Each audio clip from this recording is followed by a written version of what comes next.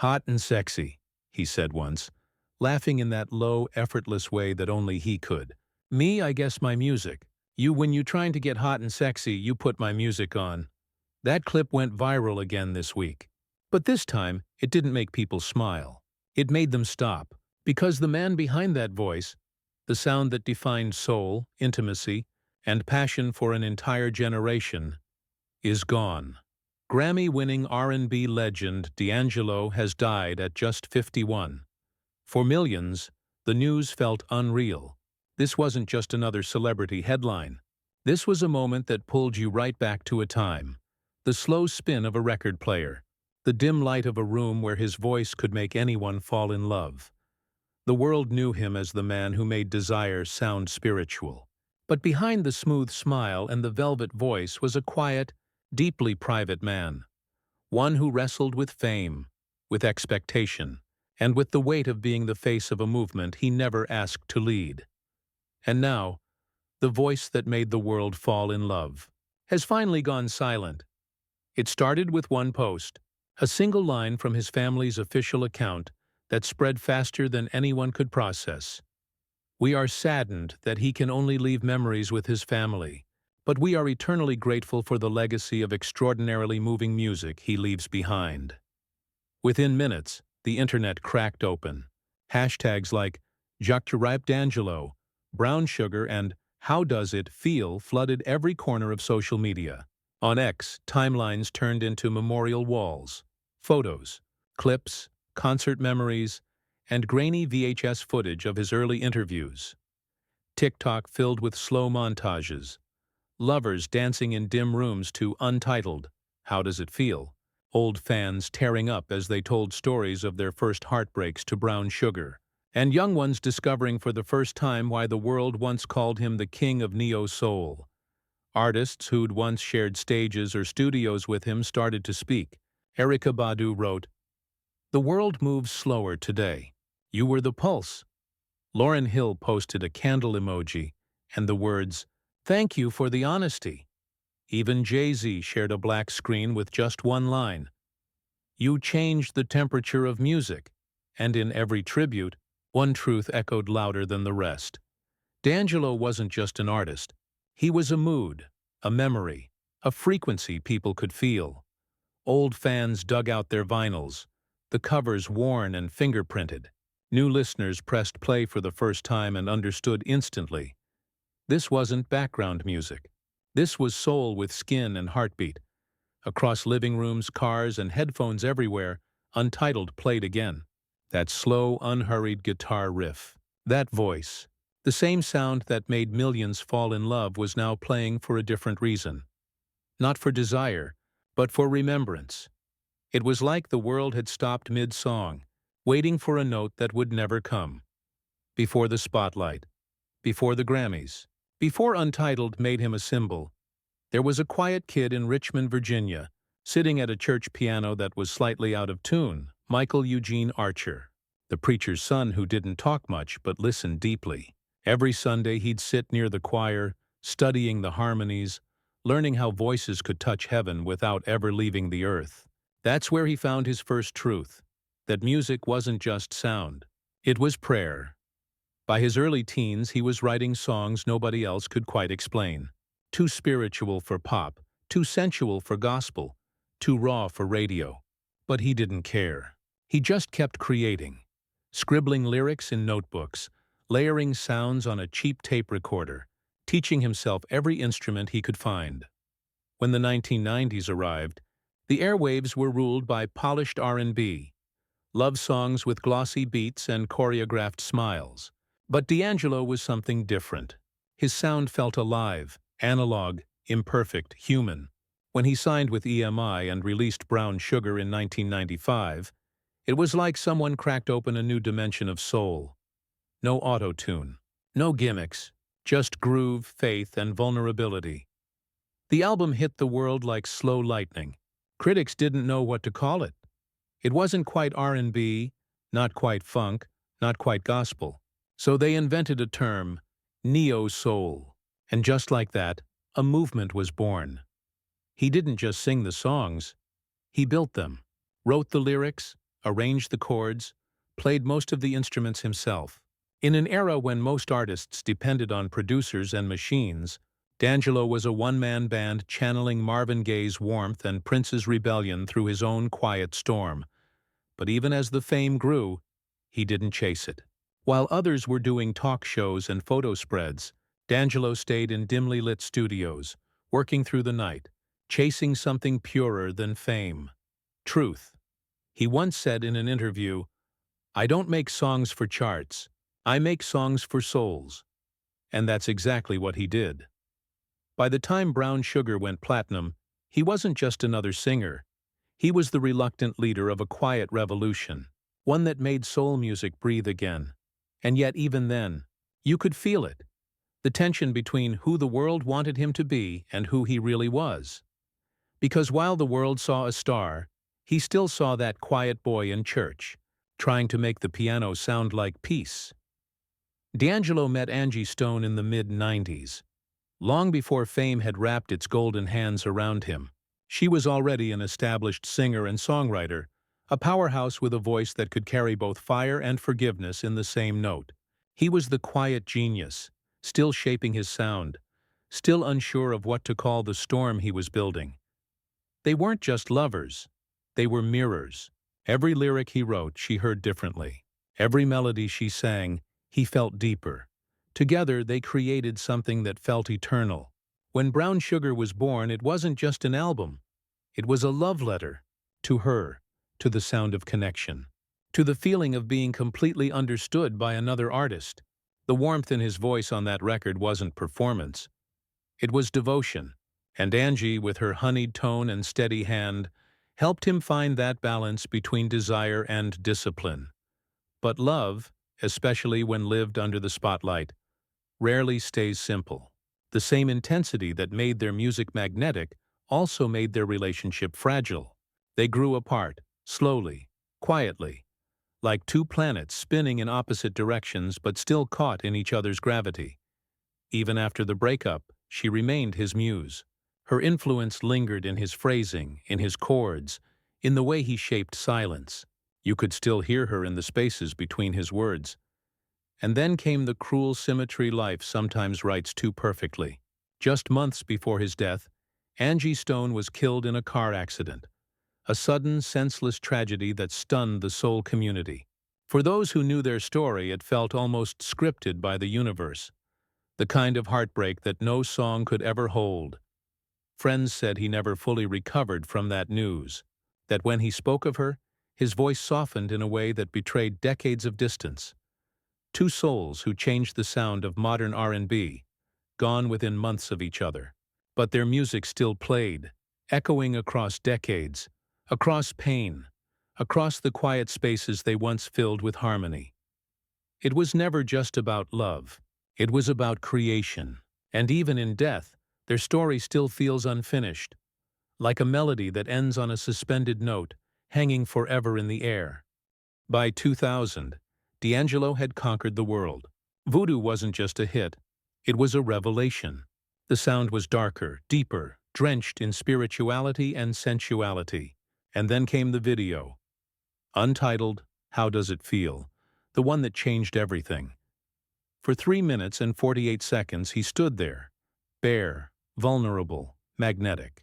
The camera moved slowly across his skin, the lighting soft but unflinching. It wasn't explicit, but it was electric. The song was pure soul, but the image became something else. Overnight, D'Angelo became a symbol, not just of music, of desire itself. Women screamed his name. Late-night hosts joked about him.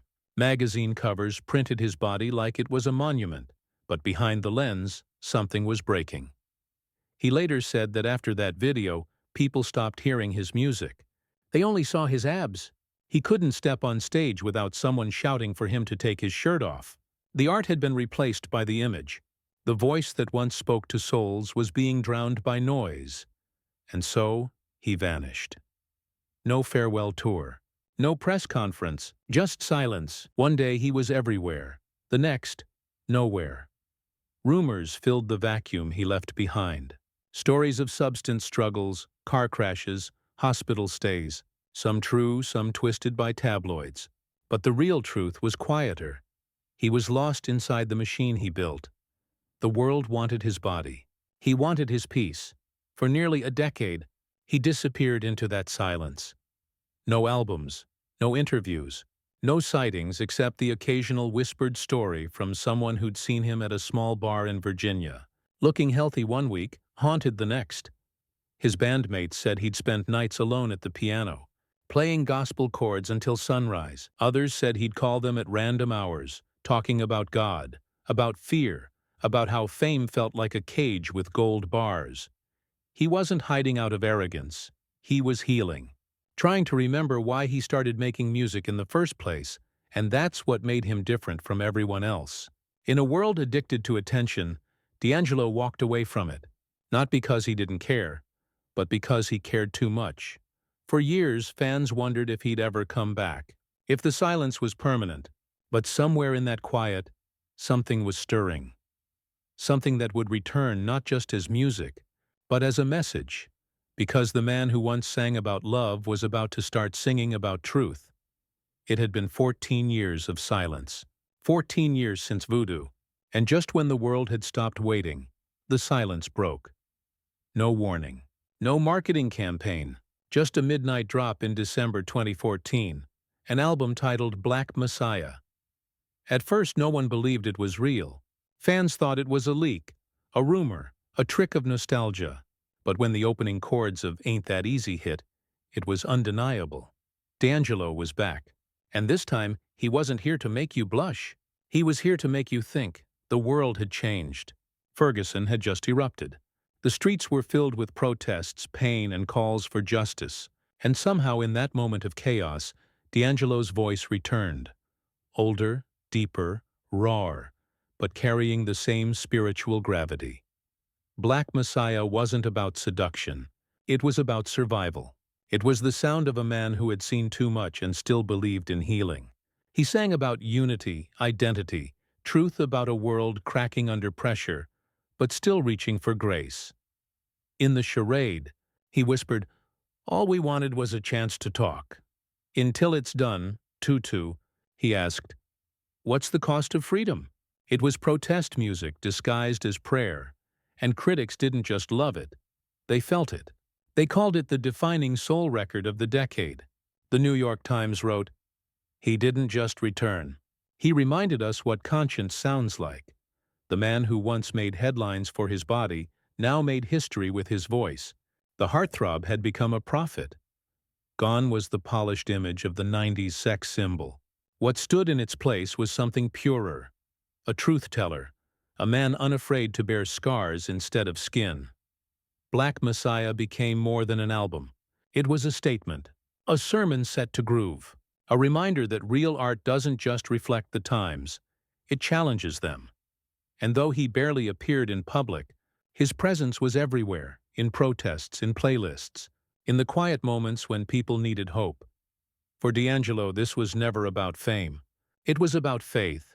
Faith in music, in message, in the belief that maybe, just maybe, a song could still save something. He came back not to reclaim a throne, but to rebuild an altar. And in doing so, he became something no award could define. A messenger. In the years after Black Messiah, D'Angelo slipped quietly back into the shadows. Not out of fear, but out of choice. He'd said what he came to say. The rest, he seemed to believe, belonged to silence. Every once in a while, he would appear. A rare performance at an intimate club, a surprise jam session with Questlove, a blurry fan photo on the streets of Richmond. And then, just as quickly, he'd vanish again, like a ghost who visited only to remind you that he was still here. Behind the scenes, those closest to him said the years had grown gentler. The man who once wrestled with expectation had found a strange kind of peace in simplicity. He spent time with his children, taught them chords on his old Rhodes piano, and still played gospel hymns in private. Not for fame, not for money, but for God. What the world didn't know was that his body was fighting a quiet war. Pancreatic cancer, the kind of illness that whispers before it roars. He didn't want pity. He didn't want headlines. He wanted to live those last years the same way he'd lived his music, privately, soulfully, authentically. Friends say he accepted it with calm, that even as his body weakened, his spirit sharpened. He talked about grace, about time, about how the voice might fade but the sound never dies. One close friend recalled him saying, "The flesh is only borrowed. The soul, that's forever."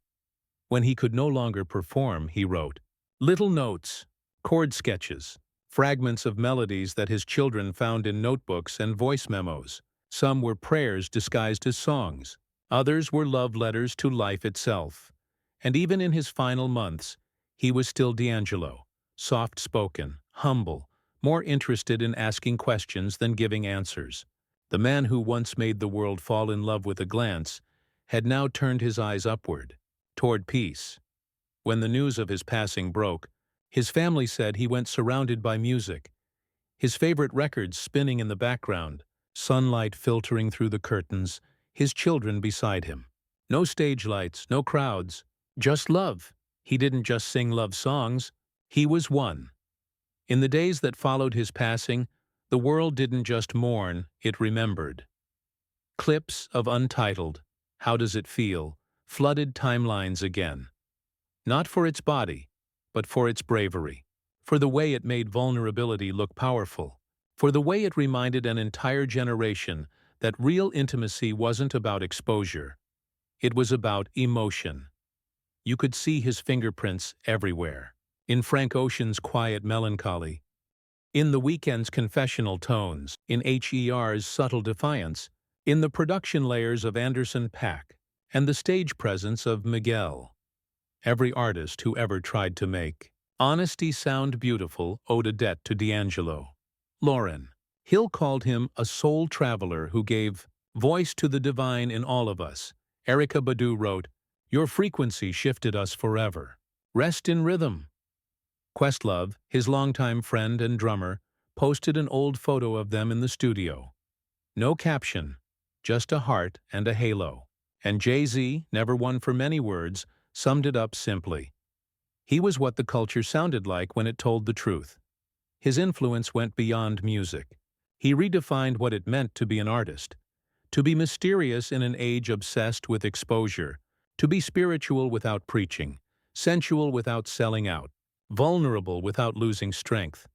Even now, a decade-old performance clip of him can silence a crowd online.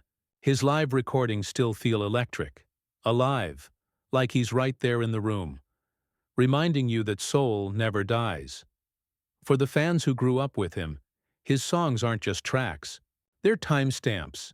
Brown Sugar was first love, Voodoo was self-discovery, Black Messiah was awakening, and his silence in between was its own kind of sermon. He once said in an interview, almost shyly, "Music is how I pray." Maybe that's why heaven sounds a little more soulful tonight, because somewhere beyond the noise, beyond the headlines, beyond the endless scroll, there's that voice again. Soft, honest, timeless. Singing not for charts or fame, but for something sacred. And as the final chords fade, the question lingers. Not for him, but for us, what was the first D'Angelo song that moved you?